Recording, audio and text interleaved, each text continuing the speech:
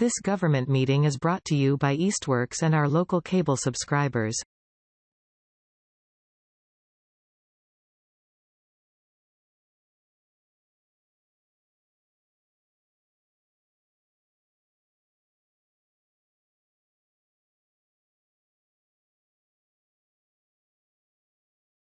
All righty, I'll go ahead and call this meeting to order on September 16th, 2025. I'll do a roll call. Please respond. Tom Brown has an excused absence. Patrick? Here. Leslie? Here. Catherine? Here. Crystal? Her note taker's here. Yeah. Marie? Here. Louise? Absent. Kathy Schweitzer here, and Deborah Peavy may be on her way. Are you Deborah? Yes. Come on in. Perfect timing. Deborah is present. Okay. And Deborah, welcome to the board. Sorry you went over to the senior center, huh? It's our bad for not communicating with you. I apologize. Just read the fine print or something. Good, how are you? Oh, Good. Crystal's here. Very good. We'll tell you. Where does Cindy usually sit? Right here, probably? Wherever you like. She's remote. So. Hi. Hi, everybody. All right, we're ready and we have a quorum. We have the minutes that were sent out from Leslie. I think those are the briefest minutes I've ever seen. That was in conjunction with our strategic planning meeting. So any additions, changes, edits to the minutes? Hearing none, let's go ahead and take a vote. Please, all in favor, raise your hand. And no abstentions or oppositions. Very good. The minutes are approved as written. Alrighty. We'll go ahead and write directly to the director's report. Cindy, thank you for sending those attachments. Always nice to have those ahead of time to review. And we'll turn it over to you, Cindy. Okie doke. So are you seeing that infinity screen that we don't want? Yep. And are you now not seeing it? Not soon. Good. Great. Okay. So what we typically do is around September, we hope to have our final general ledger from the previous fiscal year, which we don't, but we have our own records and we have the general ledger from May. And so I use that to build out what did we spend in the previous fiscal year, compare it with what we had estimated to spend from our different revenue accounts, and look at what we budgeted for the current fiscal year 26. The fiscal year goes July 1st to June 30th. And then we just briefly discuss why are there any variances from over or under significantly from what we had planned, and then why would I have budgeted the way I budgeted in FY26. It's an opportunity to ask some questions. It's not as formal as a corporate fiscal report. So first we're going to look at, so if you recall, some of you may recall that in the past, the Council on Aging really, I think mostly was showing you what did the city budget for the Council on Aging for revenue and expenditures on the general fund side. And then maybe you saw the second largest source of revenue, which is the state formula grant, which this year is $16 per older adult age 60 plus. So that went up from last year, $15. So that's another almost $4,800 this year, FY26. So that's the second largest source. And you may have seen a budget report to the state or not, because each year they change what they want the local Council on Aging to show them. So what I promised to do, and it took me some years, was to produce a budget that looks like the city side in format, that's a little easier to read and uses on the left where you see account description, uses commonly known terms mostly for what are we spending. So the first column is the types of things we spend money on. The second column is what we said we would spend. The third column is what we actually spent, and that's the draft, as I said before, because I don't have the final ledger from the city auditor. Then the next column is what we project we would spend in fiscal year 26. And then what are the other funding sources that pay for that item? So we can talk about it a little bit. And then at the very end, other sources will illuminate where there's hidden contributions to what it takes to run a senior center. And I don't have the exact figures from those departments necessarily, but it shows you things like, for example, we don't have a budget for printing, well, for a copier. Why? It's because that lives in the IT department. So let's break this down, and then we're going to look at one other document here. So if you look, the first green bar there, subtotal personnel, this is not the full personnel expense. This is the personnel expense that comes outside the city's general fund. And so that $24,000 is what we budgeted for last year. It's split between 3 positions, and let me just turn off those messages. Okay. So you can see that we spent about what we said we would spend for the program manager. We spent less on the office aide, 1,400 and change instead of 4,000. That's simply because we had a staff change and the new staff cost less than the previous staff. And then the activity coordinator is on it for fiscal year 26. You can see $12,000 there for a good chunk of their 30 hours a week. That's a new position that we folded the former outreach worker who was 18 hours a week into a new position of activity coordinator and paid for the rest of this out of this grant. So that's how come. You can see projected FY26 for personnel from our non-general fund sources. It's $36,000, a significant increase we expect to spend over FY25 because it's additional staff. Then if you look at the bottom, at the next green bar, subtotal expenses. Those are all of the other expenses that are not personnel. And you can see, let me try to make it bigger. So we plan to spend just about $87,000 in FY25. We actually spent just under $60,000 for a variety of reasons. And we have budgeted almost $70,000 for FY26. Well, built into this are huge changes and differences between the years because we might have a project one year that was paid for by a unique one-time grant and not another year. So that's, for example, when we improved in FY25 our downstairs classroom with technology and remediation for the echoing of the room. We got an $11,000 grant for that, and we won't have it this year.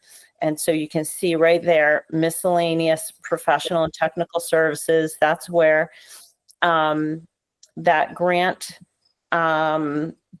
lived, that $11,000. This year, the only kind of miscellaneous professional technical service that we'll have, we guess, is about $1,000 based on our plan. And so this is where having years of these to compare will come in handy. Let me just try to minimize that self view.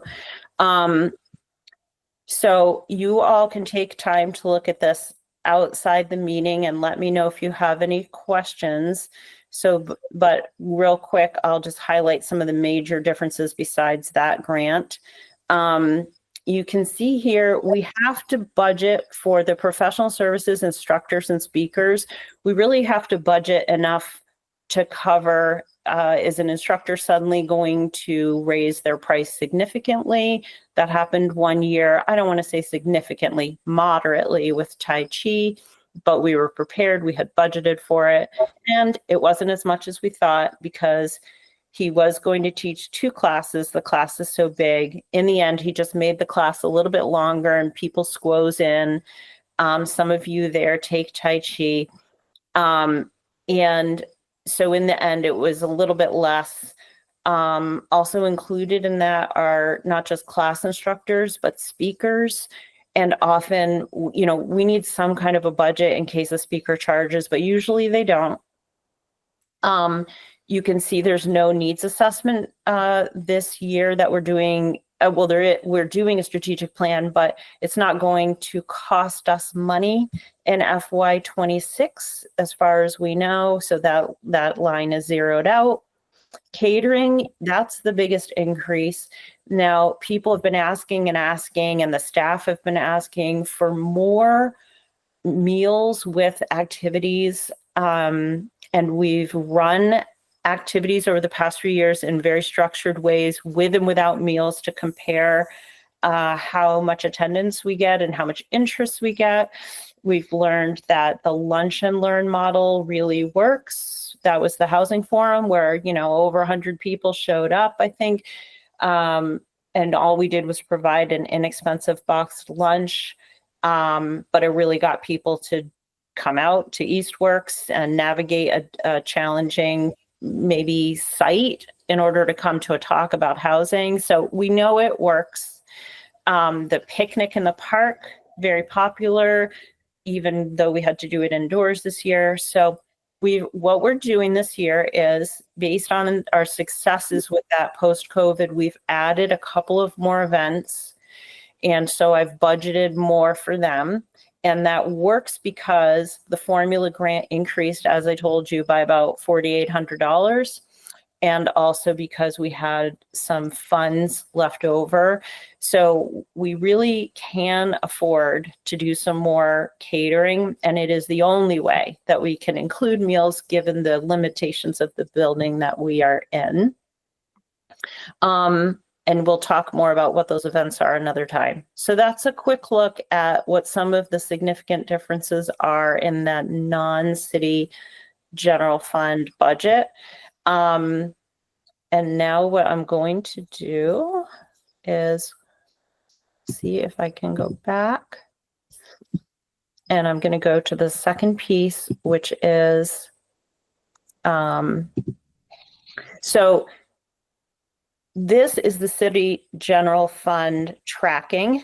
It comes to us as an expense control report in July. You get the first one, and I show you these quarterly. But what happens with the first one is all it shows is here's what was actually budgeted from the city general fund.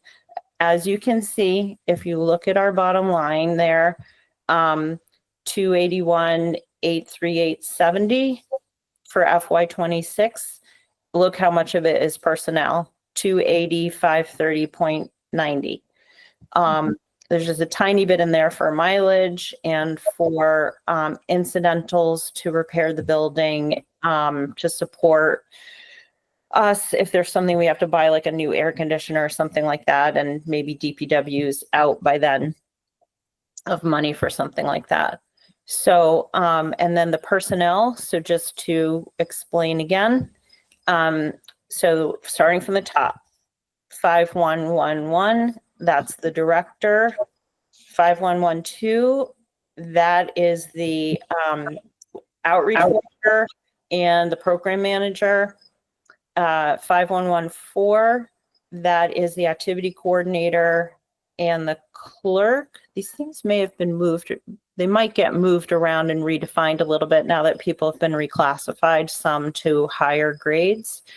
5117, that's our morning receptionist, the office aide. And then 5119, Those are our 4 part-time van drivers.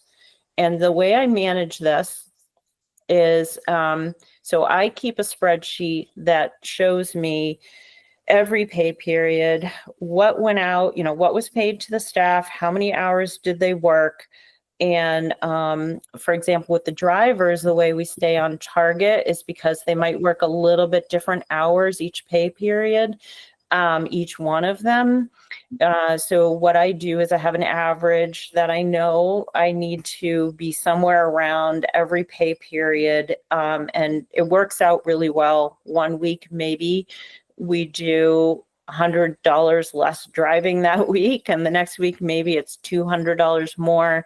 But the last 4 years, I've been able to keep it at pretty much exactly where it should be. Through our policies and practices around when we start and stop rides for the day and how many rides we do and how many trips we do. So that's the most variable one, but it's manageable. So that's our personnel. And then what you'll see all year is when I have a current one, I'll bring that into you and you can see at the end their balance. Then you'll see the percentage of how spent we are. And then my internal tracking and then this tracking will show, are we off somewhere? The only other thing that might affect this is if hours that were cut were restored, and then this column year-to-date adjusted budget, I think that's where the changes would go. So if we succeed in restoring the hour that was cut to the outreach worker, well, it depends how you define succeed. But if that happens, then that will increase there, or the hour that was cut from the clerk, that will increase there. And why I say succeed is a question. Of course, we want our hours back. And we know that the insurance is skyrocketing for the cities and towns, and there's other financial pressures. So hours could get restored this year, and maybe next year there's going to be a big cut and we lose a whole position. We just don't know. That's on the city side. And then on the state side, every January, there's the possibility of what they call the 9C cuts that the governor can make so in our case, that would be to our formula grant. And, we don't know if that will happen or not. They pay us in 2 payments for that grant. And there's, they could just not send the second payment or claw back part of the first payment. I don't know. So just because, it's written in gentle stone, that can be changed. Let me just go back and let me check the time. So first of all, I don't want to ask you, do you have any questions? Because we'll go over time. But what I want to repeat is, if you have any questions, please submit them to me by email and I can put out an explainer to the whole board or just to you. And that, I was asked to do kind of like a big overview of the fiscal report instead of like really nitty-gritty specifics, but I have nitty-gritty specifics. Kathy, before I talk about the third part of my report, then is there anything else that you want me to report on? No, thank you for reminding us that this is just supposed to be an overview. If we got into nitty-gritty, we'd be here for hours. So thank you, Cindy, for providing that. You're welcome. Okay, so then the last part of my report is that we wanted to make an effort to celebrate National Senior Center Month along with the rest of the country.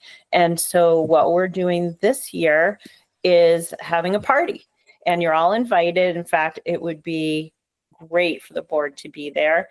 And if there's somebody who wants to come from the board and make a statement at that party, we'll plan that in advance. We've got some really fun activities, including Dawn created a unique bingo activity to do in which you don't even sit down.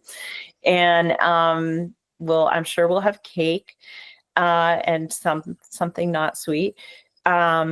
So that is happening Tuesday, September 30th from 1 to 3 p.m. in our main room, and it's no RSVP required.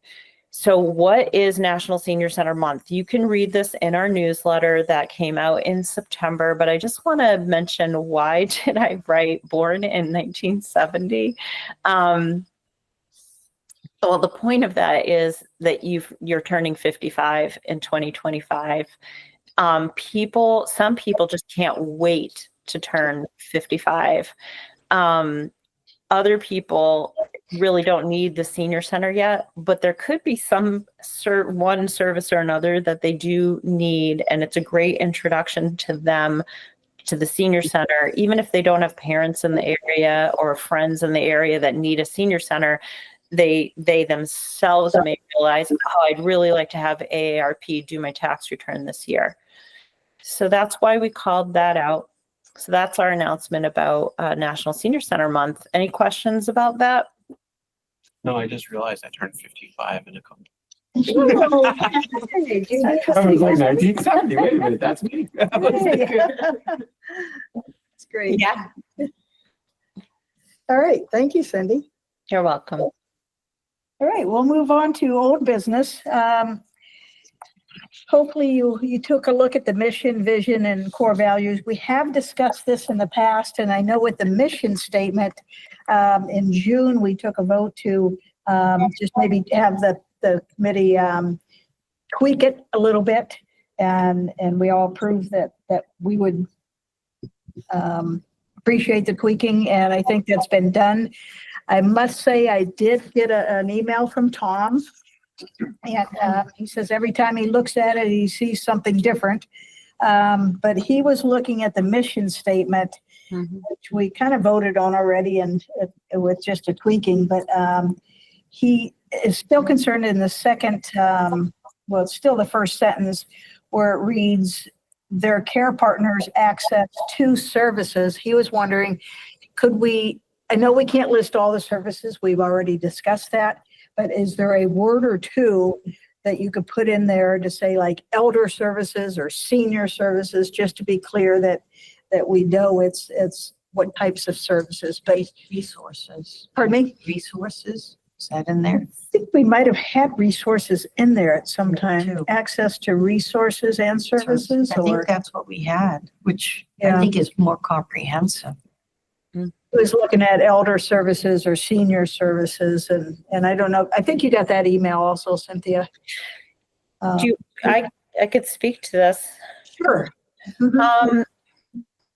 Well, the first thing I would just say is if somebody else who's on the strategic planning team could chime in about why resources isn't in there, because I can't remember through the different iterations if it was ever there or not. I would have to look up our notes.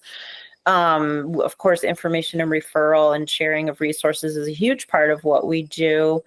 The reason why it doesn't say senior or elder services is intentional. It's because we offer services that are not senior services that are for any age person. And we also have services we offer to any age person.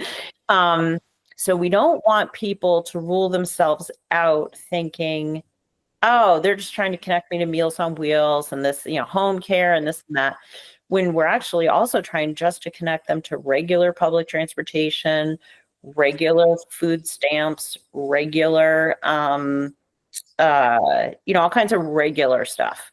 And so if it would help to put resources in there, I could see that, although we also said we don't want to add any more words. So that's all I'll say and let everybody else chime in. But Leslie, if you could, do you remember anything about resources? I'm looking at some of our past ones here that I had saved, and I do not see resources in there. I remember suggesting it at one of the meetings. Mm-hmm. Yeah. Maybe. And I do want to say that I know with a mission statement, you want to keep it simple. We should all be able to, at some point in time, be able to cite this thing. And if we start putting a lot of words in, and are they meaningful? And does it really clarify it? Or is what we have, I mean, it is a mission statement for the Easthampton Council on Aging Board. So we know that it's for the Council on Aging. So we know that that's the group of people that we're talking and servicing. Yeah, I don't remember the word ever being in there either. Yeah. I guess the question is, what would it add? I was gonna say that because when it says welcoming community center, encouraging lifelong learning, social engagement, independent and connection. So those are the resources, right, that we provide. Yep. So it's kind of spelled out there. My suggestion of resources was primarily in conjunction with what the state older adults website lists. Got it. I mean, and it goes on and on and on and on. Okay. So we're bridging. Yeah, I think it's important to bridge off that. That's a good point. That's a good point. So let me just ask you, Marie, sorry, should just raise my hand and be recognized by the chair. Yeah. Let me just ask you, so if we're providing access to services, if we're also providing resources, I mean, the resources are services that are internal and external. So I can't think of a resource we offer that isn't actually going to come down to being a service necessarily. I mean, I suppose cultural, we take people, say, to like a festival.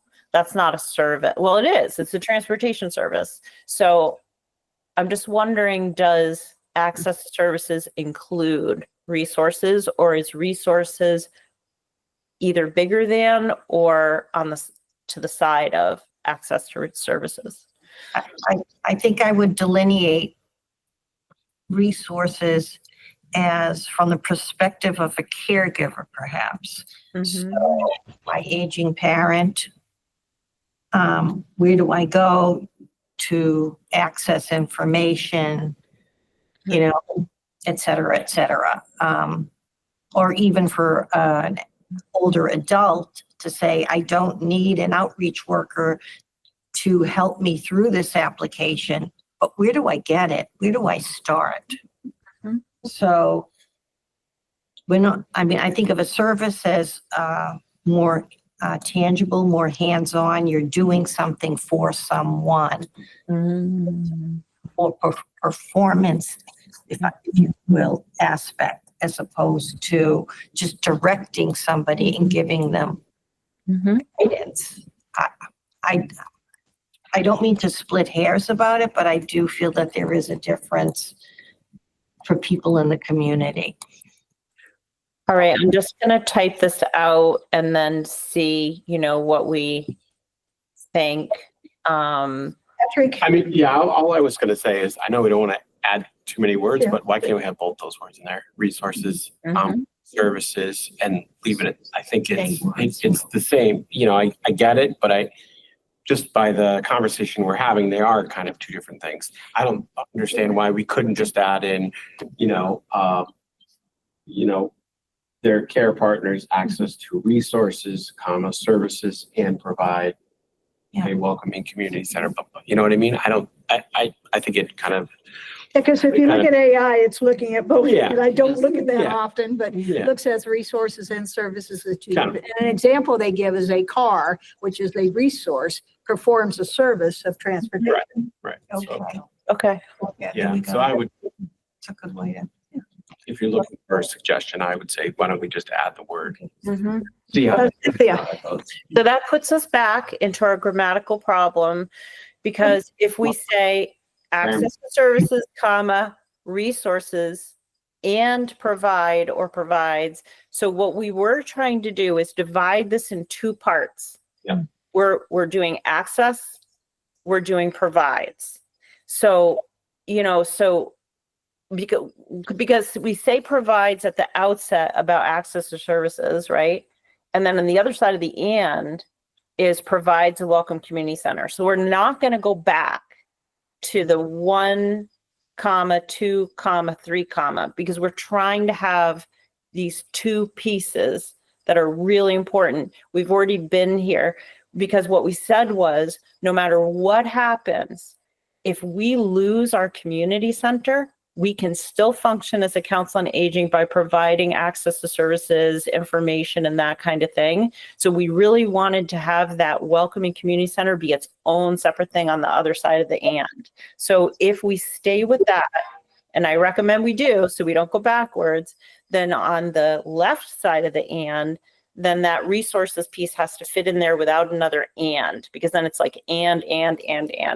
There, well, and. Yeah, then there would be 4 ands at least in this one sentence.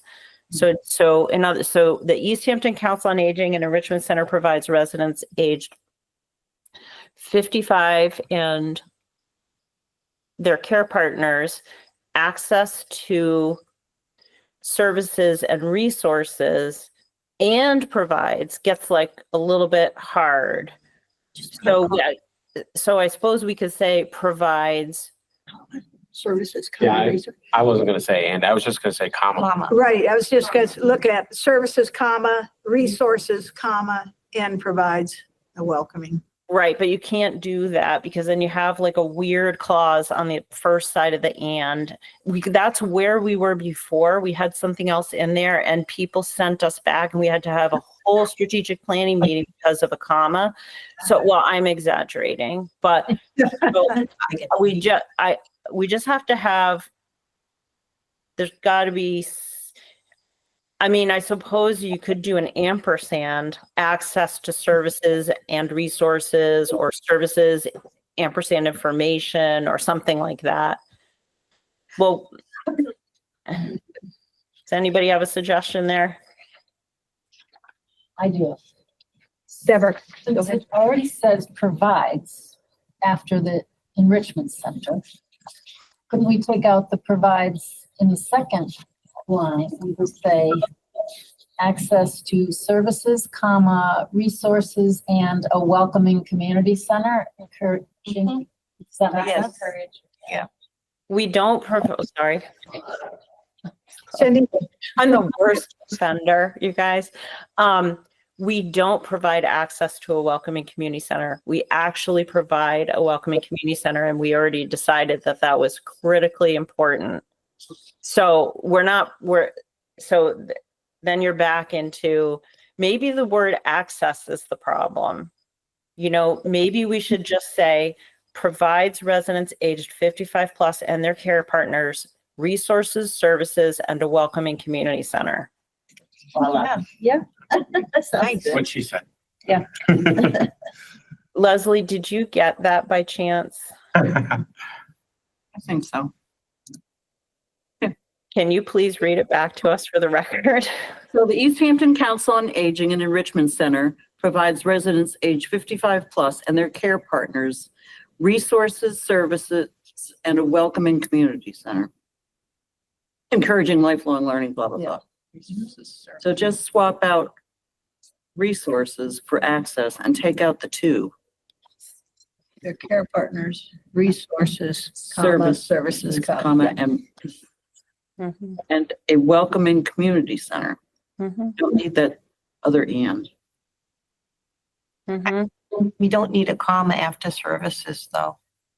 No, before the end. You can or can't, yeah, either way.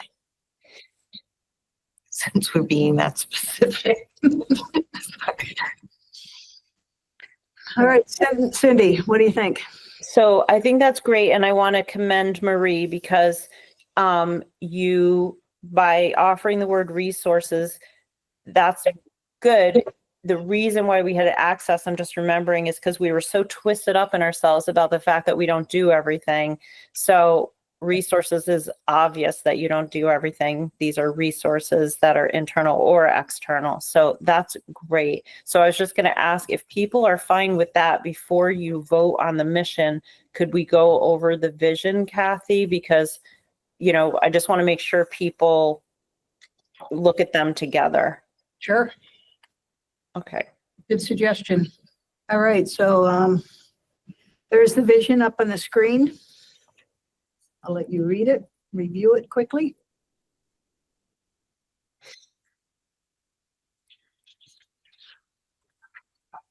I was wondering if somebody closer to the screen could read it on my behalf. I forgot my long distance. I can read it. The Easthampton Council on Aging and Enrichment Center will, and so there's three things. The first is about the staff, the second is about what we offer, and the third is about where we offer it.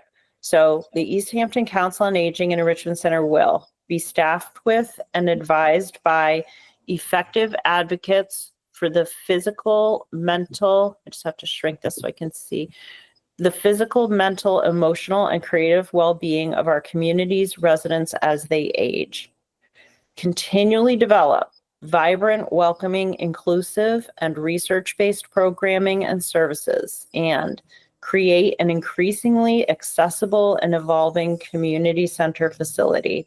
Leslie, do you want to say anything about why the strategic planning team came up with these 3 points and why they're worded the way they are? And I can chime in if needed. I think the reason that we came up with these 3 bullets is, because before we had a much longer mission statement rather, as well as a vision statement. But the idea was really to focus on what the center does, without going into excessive detail, because it's a vision. Mm-hmm. Right. And the goal for the vision, pinging off Leslie, is that you must have a standard of excellence that you're trying to achieve. And that's what this is defining what do we, the people who run and advise this thing, think is a standard of excellence to strive for. And the reason why it's actively worded is because it's supposed to be a living vision that you are actively pursuing. So the reason we picked those 3 is that, first of all, you can't do anything without staff and advocates. Nothing will happen. The second is that, and the second part of the staffing one, where it says the as they age, that took a lot of work. We didn't want people to feel that any particular age is more important than another. We wanted to make room in case we have to change the age of the people. And we really thought people act differently old at different ages and depending on who they are.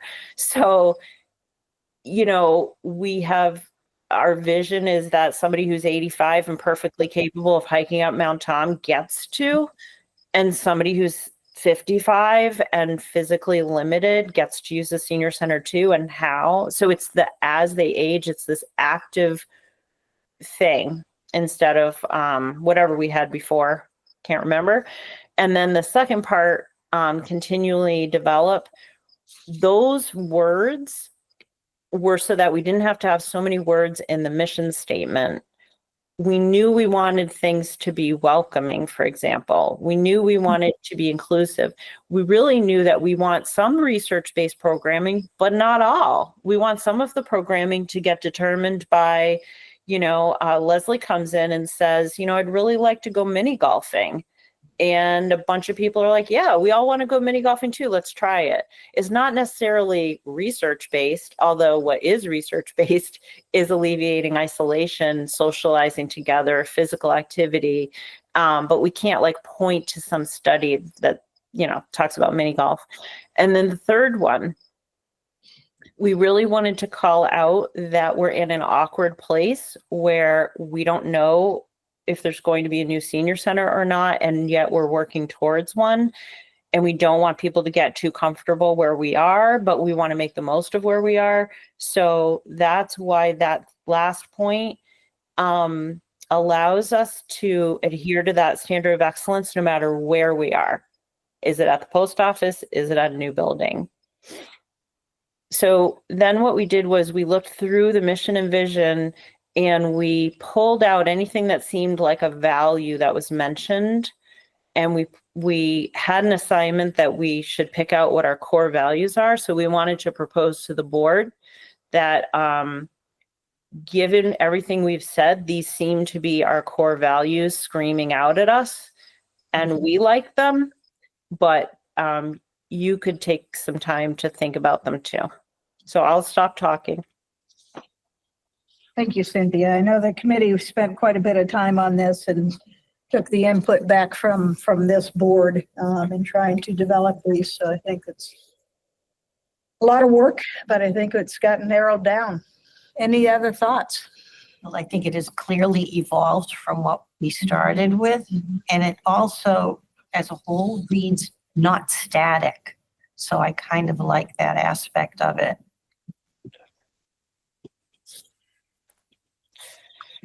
Other thoughts? Are we ready to vote on this document that includes the mission, vision, and core values? I think so. All right, I'll take a motion to vote. I will make a motion to vote on the mission, vision, and core values that you guys have come up with. I'll second it. Did we make any changes to the, We made one change. yeah, with the one change that we made to the mission? Yeah. I'll second. Okay, seconded by Marie. All in favor, please raise your hands. Okay, no oppositions, no abstentions. Excellent, great work. Please pass that on to your committee. Yeah. Wonderful work that they've done. This is a big accomplishment for us. Thank you.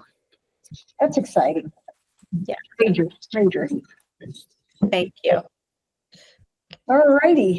Cindy, it's a good thing you have a speaking voice today. Okay. Project. So the building project update, 2 parts. The first building committee meeting is September 29th. I have met with the interim mayor, Salem Derby, about that meeting. He will attend, last I knew, and is considering, I updated him on Mayor LaChapelle's timeline for the launch of this building committee, and that we asked everybody who's on the building committee to review the materials that we sent ahead of time so they can catch up. Also, that there was a thought of going to city council in December to ask for an appropriation so that the building committee could put out a request for proposal. What I want to say is that hiring a design team to work on an initial design and review a site really depends on, is the community seriously considering a site? From where we were with the ad hoc building committee to now, we have not narrowed down to 1 or 2 sites. So if the building committee can, does that work, and if the city itself is, if that's work that's happening beyond just the building committee, that approach makes sense to go and ask in December. But if there is no site narrowed down, then it's premature, I think, personally, but others may think differently. So that's a question. And if you look at the city council agenda for this week, where they are going for $3 million towards the Ferry Street project, and they'll be borrowing that, I think we need more information, and we need to understand, where does this fit?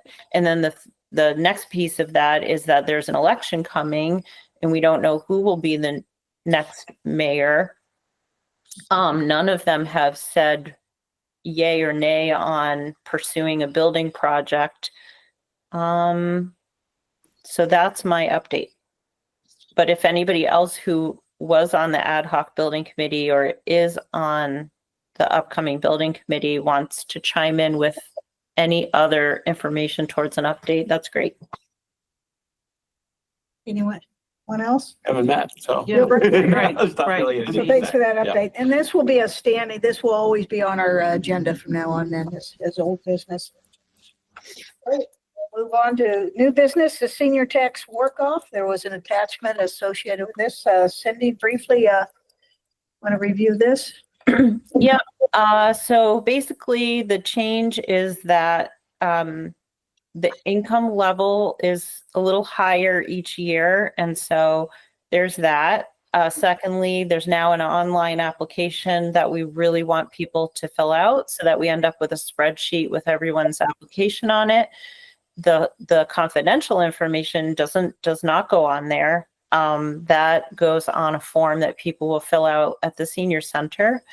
And the big news is that we are going to the $2,000. That's not on this. Let me go back. So we're going to the $2,000 max, which is 133.33 hours. That means we have to have a good number of positions that can get there or that can be combined to get there first. And then second, that's a bigger hit to the city. So the city executive branch has decided to ramp up to the number of households we've had in the last 2 years, which is 20, that we're going to go back down to somewhere between 10 to 15 households at the 2,000. And they have a fiscal reason for that has nothing to do with senior tax work off, which is that there will be an impact to the city of another, I think, 100% tax exemption. And now it escapes me what that program is called. But if I'll find out and send it along. But anyway, it's unknown how many homes will get 100% exemption, and that'll just be an impact. This gives the city some time to absorb the impact of $2,000 per household. And at the same time, we have some new positions and maybe fewer other positions. We're going back to having crossing guards, and so that'll be room for 1 or 2 people, and that's great. So that's pretty much the update. The application period also was extended this year past September 30th to October 15th so that people have more time to find out about it. Any questions? It's a good handout. Thank you for forwarding that to us and for the details associated with it. It's a good program. It's been helpful to the Easthampton Council on Aging for sure. Alrighty, the lunch forum topic. The city sent out some information. Last year we had the housing forum with a lunch and a really great turnout. And I know there's been some discussion, and we're opening up discussion for the lunch forum topic. I think one idea has already come through, but Cynthia, I'll turn it back over to you again. Okay. Well, I just want to ask people. So is there anybody who formulated their own idea for something that we could do? Anyone have a chance to look at this yet or to think about it? Mm-hmm. When do we need to sorry. Mm-hmm. Go ahead, Leslie. When do we need to decide? Mm-hmm. I would say that we should decide by October for something to happen between, winter, spring. We have a bunch of big events that we're going to do in the maybe like spring, early summer. So winter could be a good time. Late fall, it's getting a little bit late to plan something, but we could try. So the idea that came up is that Triad, which is the partnership between the Northwestern District Attorney, the Hampshire Sheriff, and city departments like Public Safety, Council on Aging, and others. And then I've also brought Easthampton Neighbors into that. This group works on all kinds of issues, whether it's delivering sand to people to put on their walkways or doing education around scams and fraud. And so the sheriff's deputy who's in charge of Triad had said it would be great to have a conference on scams and fraud. And I was, thinking about that and who's going to organize that. And then I realized we could just make it our own Council on Aging topic and bring the others in as partners and speakers. And the Northwest District Attorney's Office really liked that. The thing is that's been tried before by various banks and others, and people haven't necessarily showed up even with a free meal. But I think if we built something that was really engaging and different from how they've done it in the past, maybe, I don't know. I don't know how popular it would be or not. That's just one idea. I did also explore the idea of another one on housing. However, I really think it would be better if another either group or like council or task force put that on, and then we transported people to it and maybe helped give an older adult perspective on it. What else? I haven't had any other ideas so far. The budget for it would be, say $25 a head for 80 people and hopefully get a free space, and hopefully free speakers. So that's kind of what I'm looking at. It would be great if the board drove what the topic was and then volunteered to help with the planning, the, meeting with speakers and that kind of thing. I think it would be a great board activity along with me. I think that's fair. Pass. Ideas on the topics that Cindy maybe came up with. I like the idea of scams and fraud and safety for older adults, kind of. So coming at it from, even a clinical, medical, legal. Mm-hmm. Mm-hmm. I like the idea of multi-topics. I do too. We can touch upon it. Go ahead, Kathy. I was thinking, a lot of people don't even know what Triad is. I've spoken to people and I said, oh, did you get Santa? No, where do I get that? Medical stuff. They don't even know that that's available. Mm-hmm. So maybe just having services being like Triad and Mm-hmm. neighbors. I don't know if everyone knows about neighbors or any of that stuff. So maybe presenting it as this is what the community has to offer to you. I don't know. Mm-hmm. I just throw it out there. Come up with a snazzy title or something for it too, but community services, and they're offered by various organizations within the community, and to have a collaboration. Right. Nope. Oh, Crystal, sorry, I've had my back to you all day. I apologize. There's this senior Medicare patrol also that partners with Triad that could be a part of it, that teaches people how to read their EOBs to see if their medical insurance is being billed correctly for services that they've actually received, which most people don't find out that their insurance was billed fraudulently or incorrectly until they're in the appeals process, so it could just be an overview of those programs to provide, a lunch and learns, worth of information that then they can contact those individual organizations for more or to get services. Mm-hmm. I've been to conferences before where we had kind of a general overview, and then we had roundtable discussions. And they maybe lasted, 20 minutes, and then you could move on to another roundtable. You could pick 2 or 3 roundtables that you had the most interest in, and you could get more detailed information on. Just a possibility of organization. Other topic? Kathy. Okay, Deborah and then Cindy. I'm thinking about 6 minutes left. if you've done anything for caregivers, like a program that addresses caregiver needs.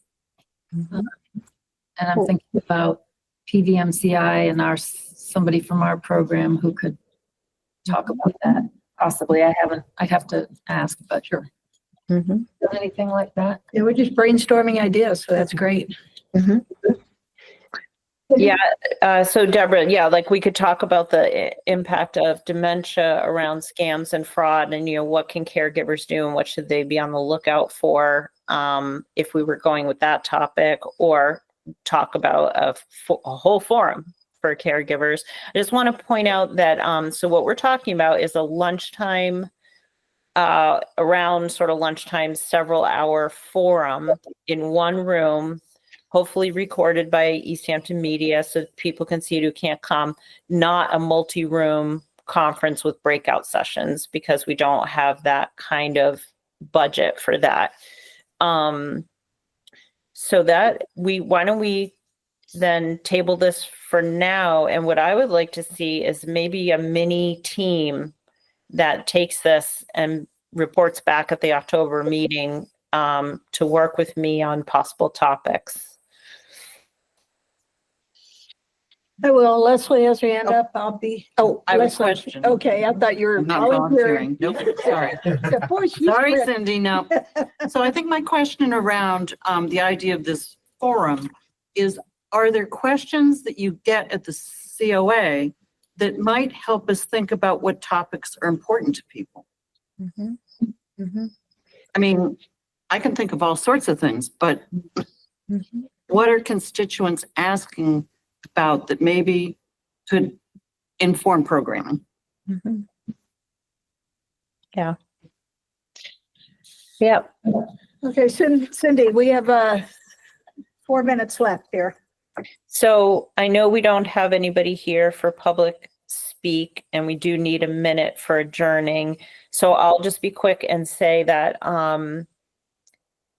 we'd have to, kind of pull the staff. Obviously, what I get a lot of is, here's what you should be teaching people, right? From our statewide group and our regional partners and so on. And there are some questions that are surprisingly, I'm really not hearing that I think must still be issues. Like a big one for a long time was, where's my home care worker? Did that issue go away, or are we just not getting that question anymore? Of course, there's tons of questions about Medicare and all the changes and Mass Health, but we have a place to put those, which is you've got to meet with your outreach worker and go over things.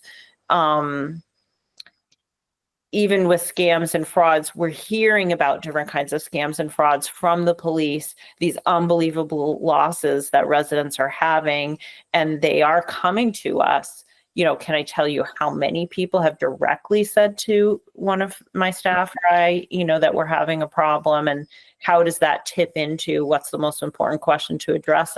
I don't know, just that it's best practice to educate people about scams and frauds, and best practice to have something for caregivers, where they can get more information. But what that exactly should be is up to us.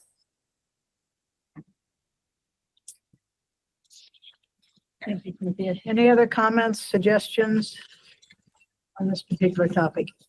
Cindy, I'll be happy to work with you. I can wait. And Kathy, 2 Kathys. Yeah. Right. Oh, our next meeting will be October 21st. And we will, of course, have a report back from this committee as it gets convened. All right, I am happy to entertain a motion to adjourn. Yeah, public speaking first. Oh, officially, yes. Officially, technically. Anyone there for public speak? I see no one online, no one present, so there is no one present for public speak. That was Thank easy. All right, motion to adjourn. I'll make a motion to adjourn. Patrick, second. I can second. Crystal? All right, all in favor? Aye. The meeting is adjourned. This government meeting is brought to you by Eastworks and our local cable subscribers.